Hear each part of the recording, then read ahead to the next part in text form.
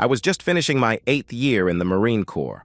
I am Captain Tim Jones, 30 years old, married to a beautiful 22-year-old strawberry blonde. I met her 2 years ago while on leave in my hometown. It was love at first sight for both of us, but we waited until 6 months ago to get married. I wanted to get out of the Marine Corps first, but I gave in to her urging and begging and married her with 6 months left in the Corps. I gave up a promising but dangerous career in the Corps for love. Looking back, it was a mistake. Everything went well. I was cruising towards my departure date when this blip in my plans came up. I was teaching a course at the infantry school when they decided to send me to Africa for 3 months to train another nation's Marines. In 20 years, they would become our enemy, and America's sons would be fighting against the same people I taught. Politicians, I hate them. I kissed her goodbye and said I would be back before Christmas. It was September, and true to my word, I was back the first week of December. I took leave over Christmas and New Year. We went home and found a condo close to where I hoped to be working. Everything was fine. My life was perfect. I had a good wife.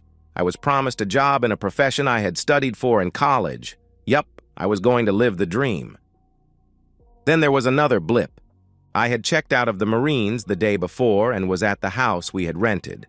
I was watching as the movers packed and loaded our things into the moving van. In the bedroom, I watched as the movers tore apart the bed. Nan, short for Nancy, my wife is in the kitchen watching some men pack things there. After they hauled the bed out to the truck, the guys came back to get the bedside tables. The guy picked the table up and started to carry it out. He looked at me, shook his head, and grinned. When I saw what he was grinning at, I was dumbstruck, to say the least. There on the floor were 10 dried-up, used condoms. I was surprised. Why?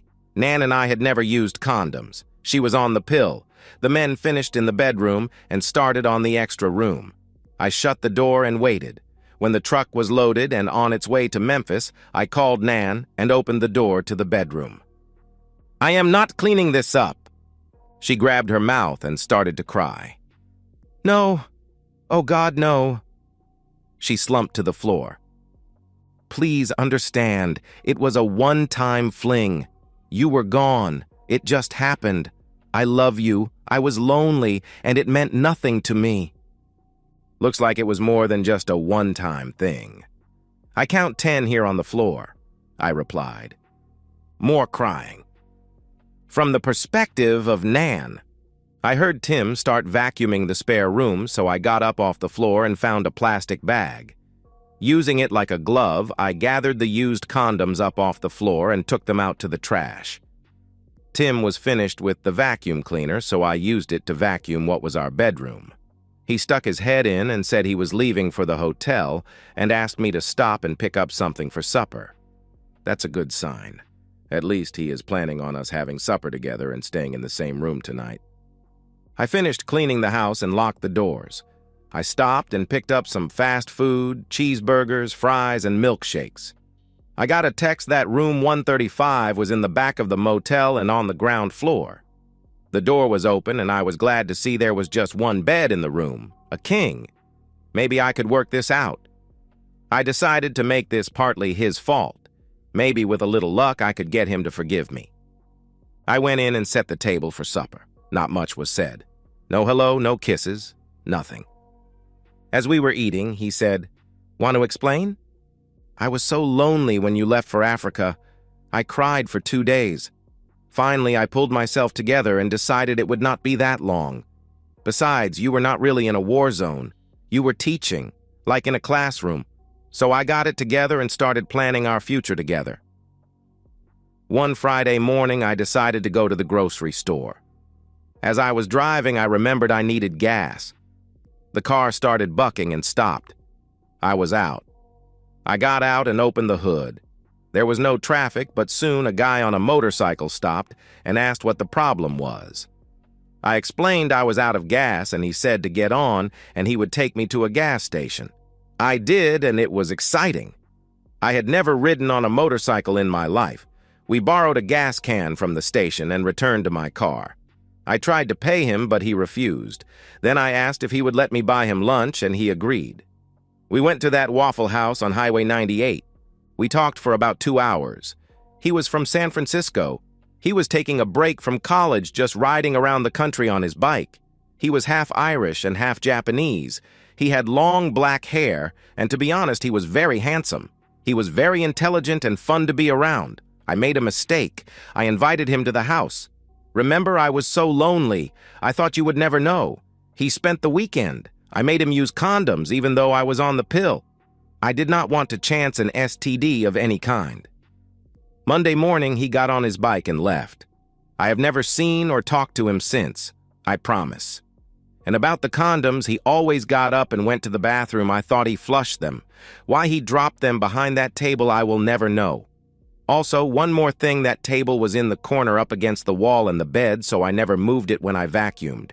Please don't let this affect us. I love you. I was just lonely and you were so far away. I missed you so much. I started crying. That worked. Tim got up and took me in his arms. We showered together and then laid on the bed. He made love to me 3 times that night. Then again in the morning before we left on that 12-hour drive to Memphis and the rest of our lives. He still loves me. Switching back to the perspective of Tim. Yes, I still love her. Trust, never again. She fooled me completely for 3 months, and how much of that story is the truth and how much is left out?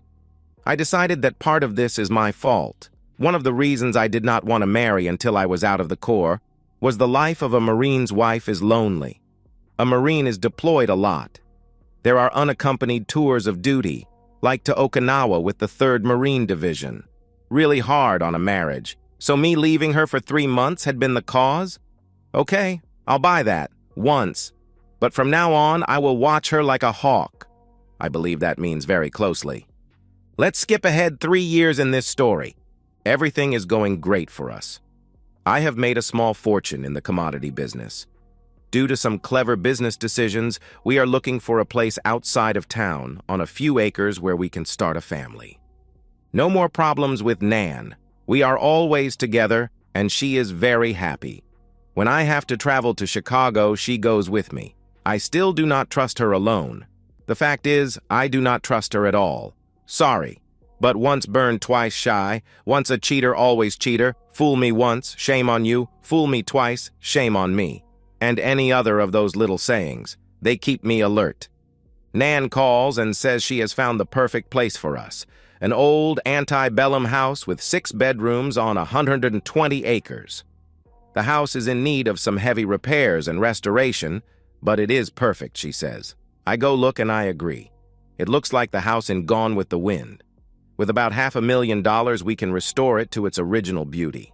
So that's what we decided to do. We bought the place, looked around, and found a contractor who had experience in restoring old houses. He had great references, so we hired him. He moved to town and got an apartment about 30 minutes from the job site and started work. Nan said she needed an office at the site to oversee the work and handle all the subcontractors.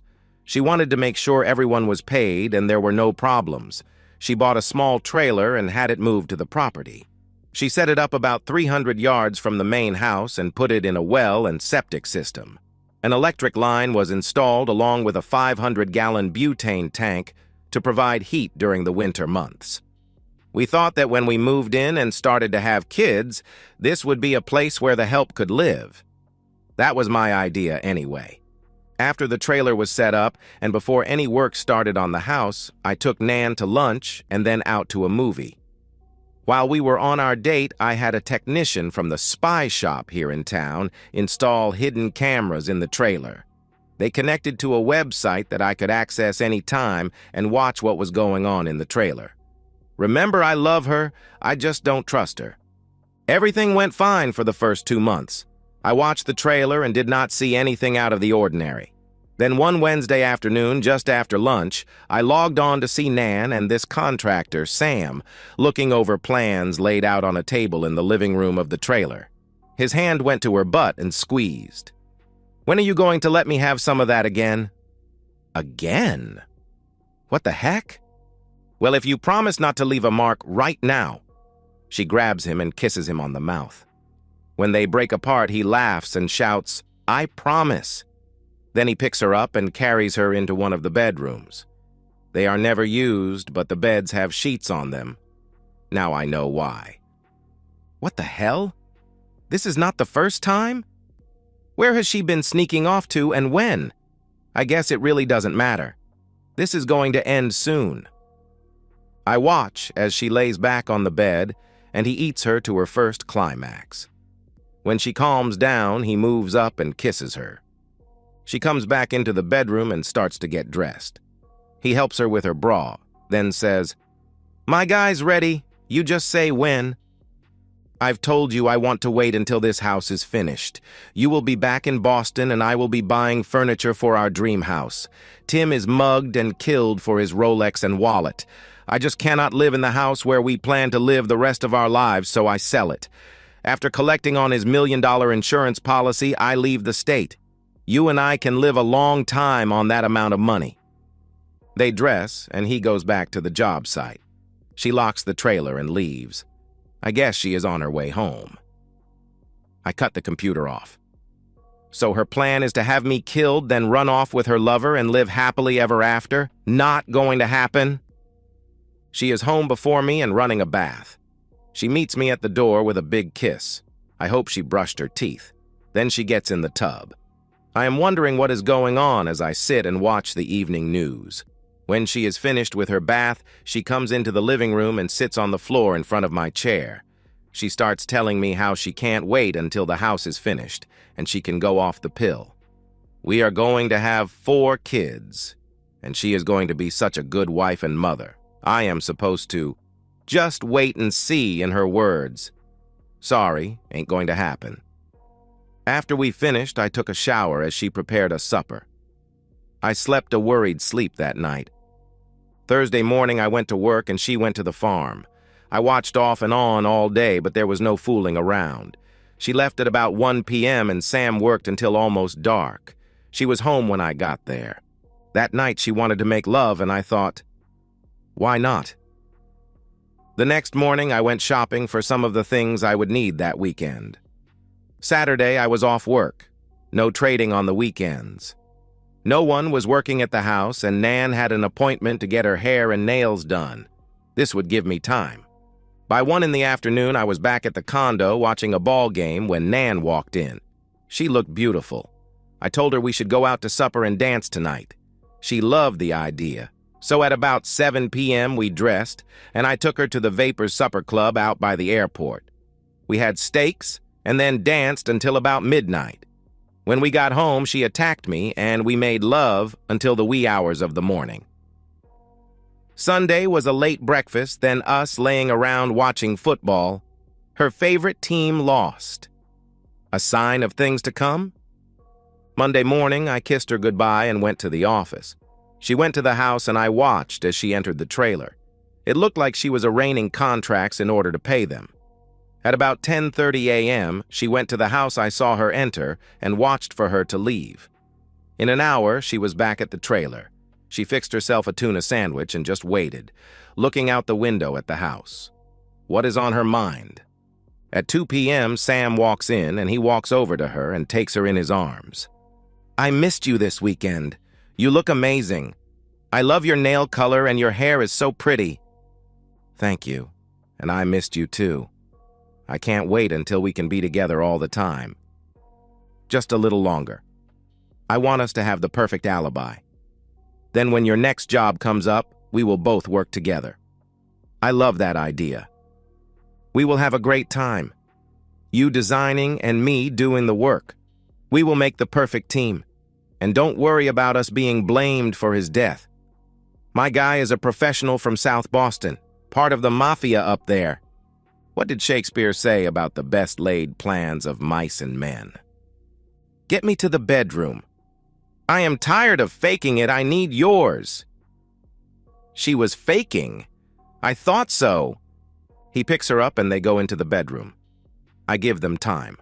I watch as they undress each other. As he enters her, she hears a cell phone ring and a worried look crosses her face. "Whose phone is that?" is forming on her lips as the cameras go blank.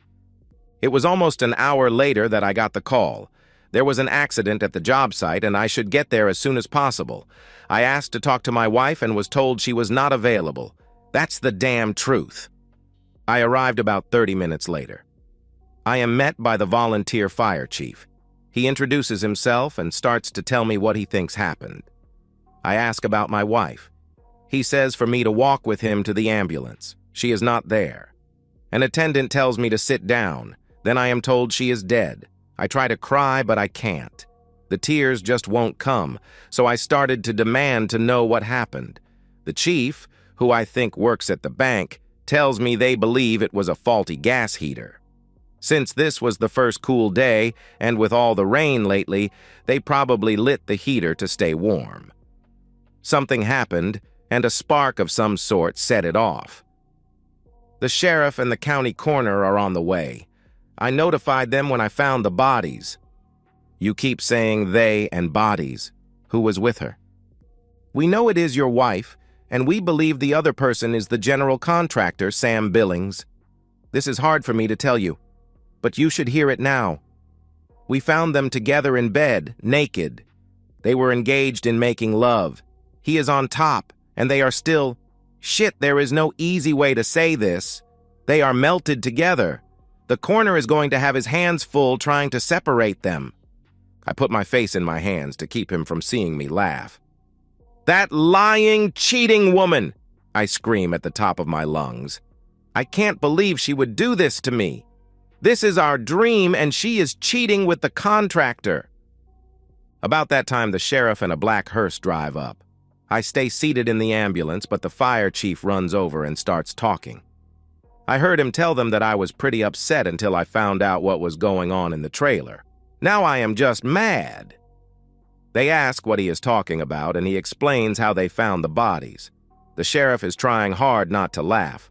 The coroner, who is an older man and a doctor at a small clinic in town, asks to see the bodies. The sheriff and a young deputy follow the fire chief and the coroner into the burnt-out trailer. In seconds, the deputy is back throwing up his lunch in the front yard. The coroner goes to the hearse and brings back 2 body bags. He passes me and shakes his head. I'll do my best to separate them, but it may be easier to take them back to my office. They are really stuck together. I'll contact you sometime tomorrow about claiming her body. You can throw that cheating woman in the dump for all I care. Do not call me. He walked back into the trailer. Just about that time, another car drives up. Out jumps a woman in some type of fireman's uniform. She walks over to me and asks who I am. I told her I was the owner of this property, and my wife and her lover were killed in the fire. I guess I said this with venom in my voice. So I take it you did not know about the lover? Not even a hint, I replied. I am with State Fire Investigator's Office. These volunteer fire departments do not have the funds to train an investigator, so I handle this part of the state. I'll need to talk to you tomorrow after I finish my investigation, so where can I find you? I'll be at my office until about 4 p.m. After that, you can reach me on my cell phone. I hand her my card. What about the funeral arrangements? I will not be making any arrangements for that cheating woman. Maybe her mom and dad will want her, but not me. The coroner said they were melted together, and he was going to try and separate them at his office. Well, flip that. They want to be together, bury them together. Then we watched as they carried 1 body bag to the hearse. The deputy had the other in his hand, so I guess both were in the same bag. The ambulance, the hearse, the sheriff, and all the volunteer firemen left. I watched as the woman fire investigator entered the trailer and began her investigation. She is not going to find anything. That was what I was thinking. The next afternoon, I parked my car in front of the house and looked around. One thing was certain. Nan and her lover had done a great job. It was almost finished, and its beauty was back. Now what am I going to do with it? I was walking around downstairs when this cute little red-headed girl walked in. I asked if I can help her. You don't know me, but I am one of the subcontractors. My father and I own a paper and painting company.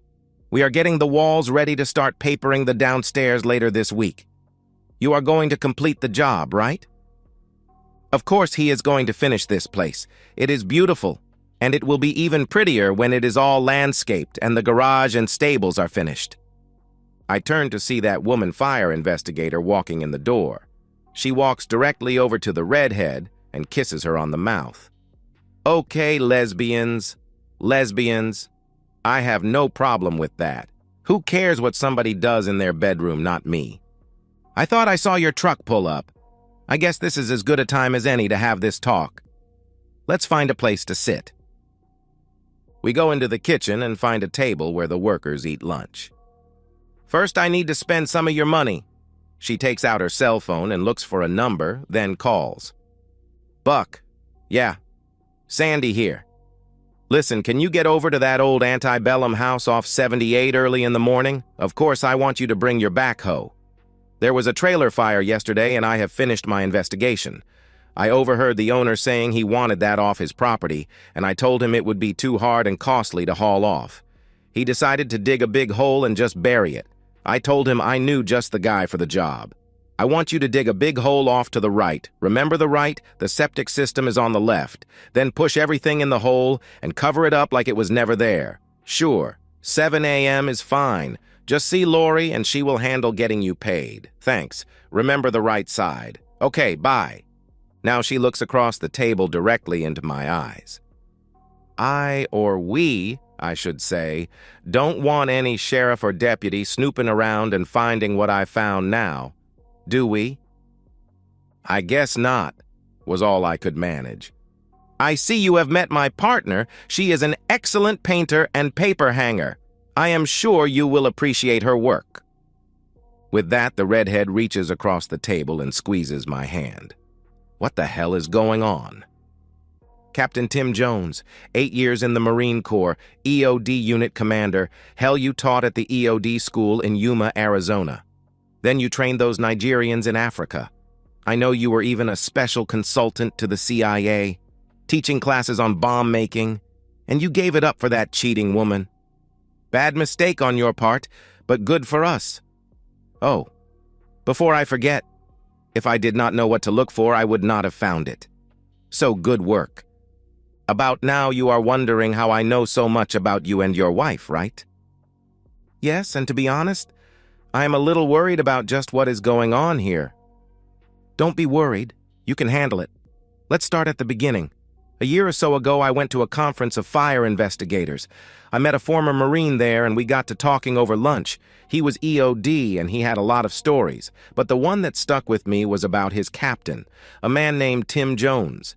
He said this guy was the best. He talked about how this captain was such a good teacher. He had taught at the EOD school and even at a CIA training facility. This guy could make a bomb that was almost undetectable, and he used things that you would never suspect. A year later, Lori is explaining how a Tim Jones and his wife are refurbishing an old house, and she is going to do the painting and papering. I wondered if it could be the same guy who was in the Marine Corps. I checked you out and found you were the Tim Jones in the stories. Lori told me how she suspected your wife and Billings was having an affair. She had seen them leave the job site to pick out materials. She thought they were gone too long. Then they started spending way too much time in the trailer alone. When I heard about the fire, I figured you had caught them. Tim. Okay, so you know all about me. I killed 2 people yesterday. So what do you want? Money? Do you want me to sign over the title to this house? What exactly? Sandy. Don't be so crude. Lori and I talked it over last night. What we want is kids. We are lesbians, but we want to be moms. We decided you would be a good father. And this house. What a great place to raise kids. So I get you both pregnant and give you the house. For that, you keep my secret. Sandy. Oh no. Much more than that. We are not going to raise our kids without a father figure. Let me explain. Okay, you got rid of a cheating woman and her lover. We have no problem with that. Lori and I are lesbians, but we are still in the closet. Nobody knows, not even her dad. Everyone thinks we are just friends. She has her job and I have mine. We are hardly ever seen in public together. We do not go out drinking or even to dinner together.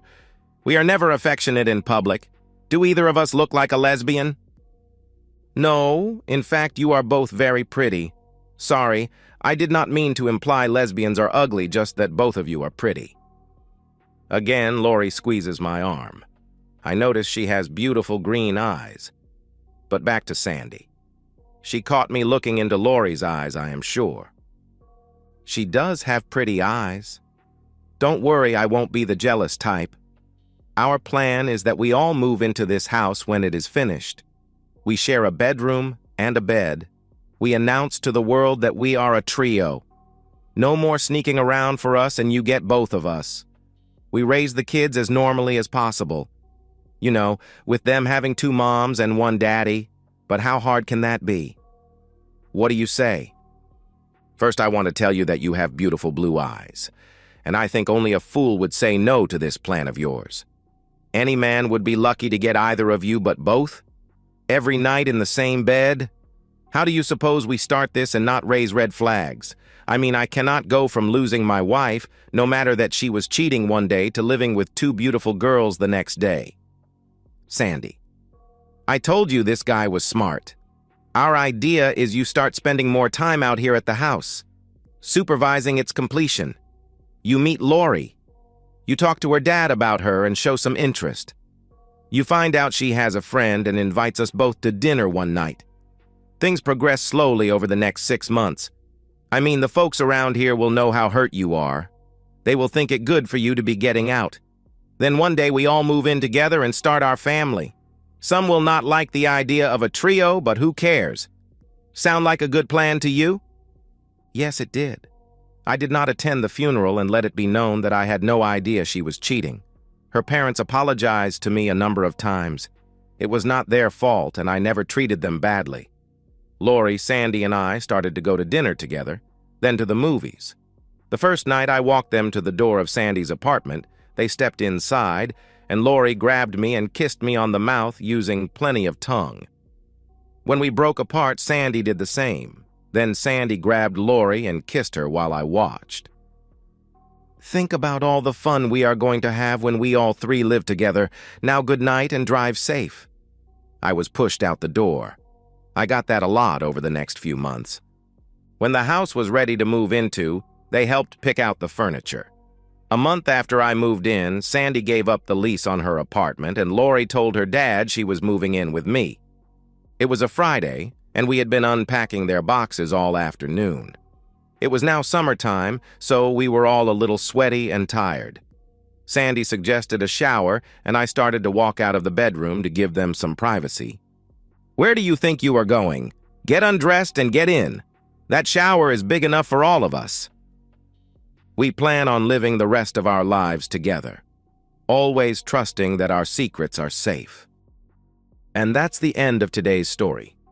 If you enjoyed it, please give this video a thumbs up and drop a comment below. Your support helps the algorithm push my content further.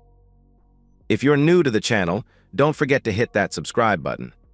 It really helps me keep creating more stories for you. Thanks for watching, and I'll see you in the next one.